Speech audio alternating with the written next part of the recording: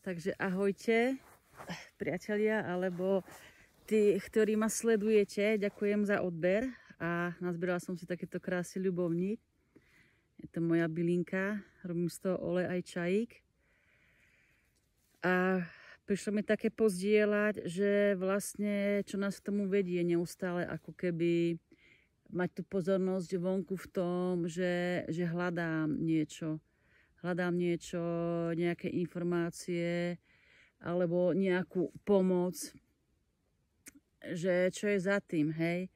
Lebo ja to vnímam ako nejaké programy alebo nejaké záznamy z minulosti, na ktoré sa môžem chytiť a naskočiť v tom, že ja nie som dosť, že ja to nemám ešte v sebe a preto musím ako keby hľadať vonku a neustále sa chytať na nejaké programy v podstate tej nedokonalosti alebo nedostatku, hej. Za mňa je to ako keby nejaký záznam z tej minulosti, ale keď to prehliadnem, keď to vnímam teda, že to je ako keby nejaký starý záznam, tak je tam niekto vo mne, ktorý to pozoruje. A v podstate je tam niekto vo mne, ktorý sa na to chytí alebo nechytí. Takže už to vnímam skôr ako v takej hravosti. Kedysi som to veľmi ťažko prežívala, znášala a myslela som si, že keď ešte toto mám v sebe, tak ešte musím hľadať a pracovať na sebe. Ale za mňa to už takto nevnímam.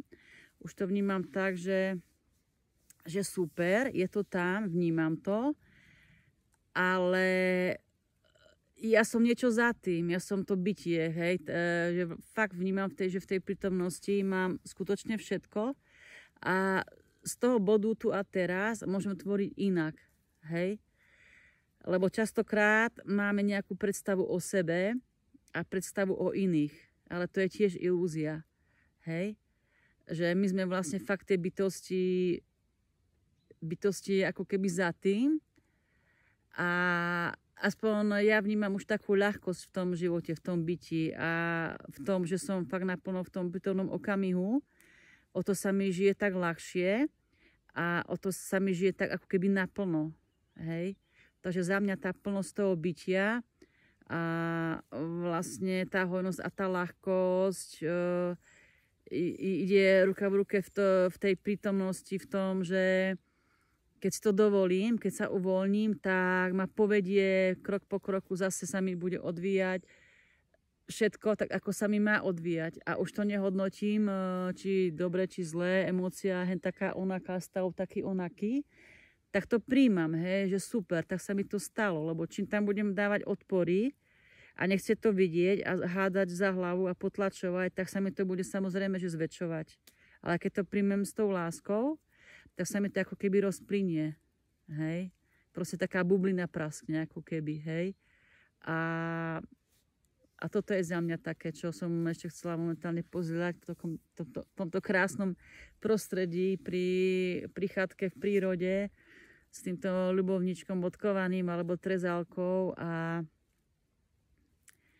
takže len vrátiť tú pozornosť ako keby k sebe, vnímať seba, čo cítim, čo prežívam, ako vnímam, niečo sa mi udeje akože zvonku, OK, príjmam to a super a konfrontovať sa aj s tým vonkajškom, hej, neizolovať sa, hej, neulietavať, ale práve naopak byť na zemi a konfrontovať sa s tým, čo sa deje tu a teraz, čo príde, hej.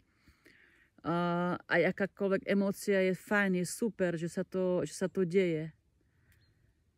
Takže v tom prijatí nejak sa uvoľním do toho prijatia a potom sa mi rozširuje ako keby ten vnútorný priestor. Hej? A ma to ako keby samo vedie. Nedá sa to zase opísať slovami ten stav, ale určite každý si to už navnímal a určite každý vie, o čom hovorím, hej. Takže tak k tomu, priatelia. Tak toľko k tomu, no. Takže hurá. Žiť všetko, ako ide, ako sa deje a super. Keď sa všetko rozpadá, tak sa to rozpadá. Takisto super. Hej? Ako s tým ego nič nespraví, len to treba prijať. Takže tak. Ahojte ešte a krásne okamihy, užívajte.